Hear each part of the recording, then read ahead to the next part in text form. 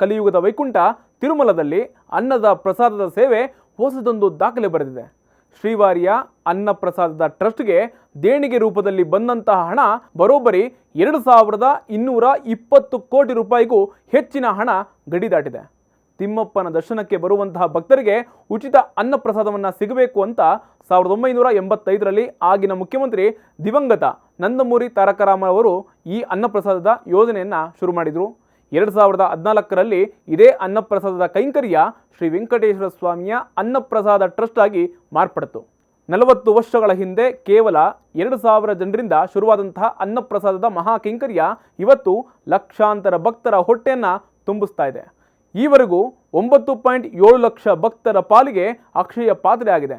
ಶ್ರೀ ವೆಂಕಟೇಶ್ವರ ಸ್ವಾಮಿಯ ಅನ್ನಪ್ರಸಾದದ ಟ್ರಸ್ಟ್ಗೆ 130ಕ್ಕೂ ಹೆಚ್ಚಿನ ಜನ ಕೋಟಿ ರೂಪಾಯಿಗೂ ಮೀರಿ ದೇಣಿಗೆಯನ್ನು ಕೊಡ್ತಾನೂ ಇದ್ದಾರೆ. ತಿರುಮಲ ಅನ್ನಪ್ರಸಾದಕ್ಕೆ ಪ್ರತಿದಿನವೂ ಏನಿಲ್ಲ ಅಂದ್ರೂ 44 ಲಕ್ಷ ರೂಪಾಯಿ ಖರ್ಚಾಗ್ತಾ ಇದೆ. ಇದುವರೆಗೂ ಹೀಗೆ 249 ಭಕ್ತರು ಇಡೀ ದಿನದ ಅನ್ನಪ್ರಸಾದದ ಖರ್ಚಿನ ಹಣವನ್ನು ದೇಣಿಗೆ ರೂಪದಲ್ಲಿ ಕೊಟ್ಟಿದ್ದಾರೆ ಅಂತ ಟಿಟಿಡಿ ಮಾಹಿತಿಯನ್ನು ಕೊಟ್ಟಿದೆ.